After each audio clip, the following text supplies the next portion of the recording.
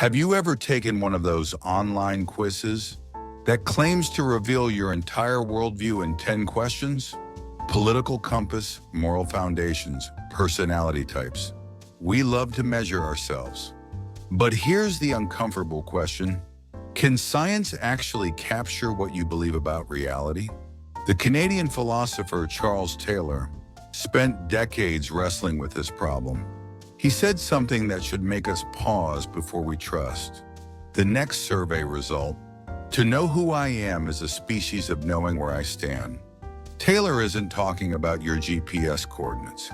He's talking about the moral and spiritual landscape you inhabit, your sense of what makes life meaningful, what counts as fulfillment, what deserves your deepest commitment. And here's his radical claim: that landscape can't be fully measured. Think about it this way. A scientific survey can tell us that you spend 3 hours daily on social media. It can measure your agreement with statements on a scale of 1 to 5. It can track your voting patterns, consumer choices, even your facial expressions. But can it measure the background? Convictions that make those behaviors meaningful to you? Taylor calls this the problem of fullness. In his masterwork, A Secular Age, he argues that modernity didn't just change what we believe. It changed the entire background framework for experiencing meaning itself. For a medieval Christian, fullness came through transcendence, connection to God. For a secular humanist today, it might come through authenticity, social justice, or creative achievement. The data points might look similar. Both people report happiness, both engage with their communities, but the source of their sense of meaning, the architecture of their worldview, operates at a deeper level than any questionnaire can reach. Here's where this gets practical. We live in an age obsessed with data-driven decision-making.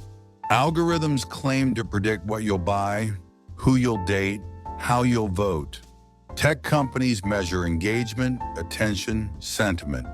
But Taylor's framework forces us to ask, what are we missing? Consider your own worldview for a moment. Not your stated opinions, but the assumptions you don't even realize you're making, your intuitions about human nature.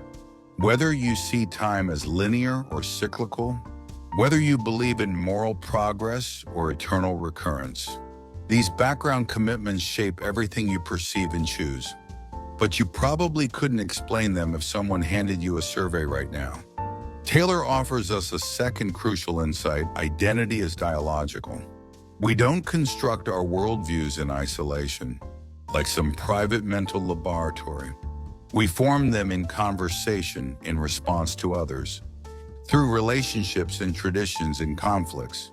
This means your worldview isn't a fixed thing to be measured at a single point in time.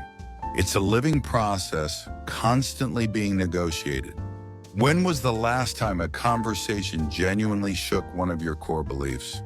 Did you let yourself sit with that discomfort? Or did you immediately retreat to your bubble, seeking confirmation rather than transformation? Here's the framework Taylor gives us for thinking clearly about this. First, distinguish between surface indicators and layers of meaning. Behavioral data, survey responses, these are indicators.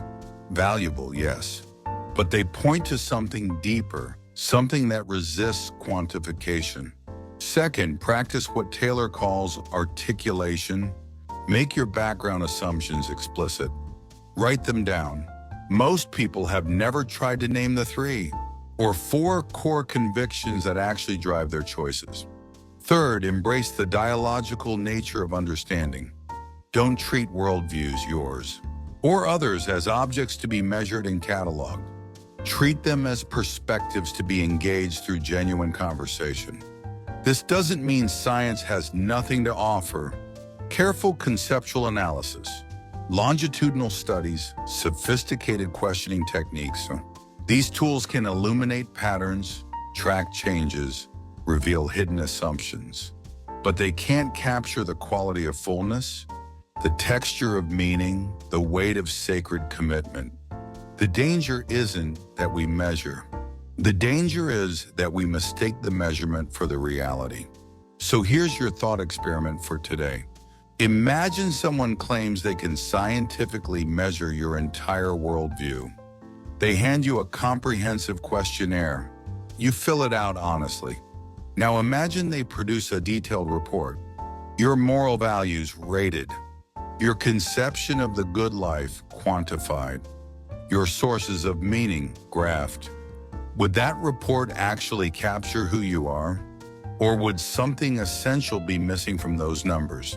Something that could only be understood through story, through dialogue, through the accumulated weight of your experiences and commitments? Taylor suggests that the residue, that unmeasurable remainder, might be exactly what matters most. The question isn't whether to use scientific tools to understand worldviews. The question is whether we remember what tools can't do. Can we hold space for mystery alongside measurement? Can we value precision without pretending to total capture? Your worldview isn't just what you think. It's the entire framework that makes your thinking possible. And some frameworks are too vast for any instrument to measure.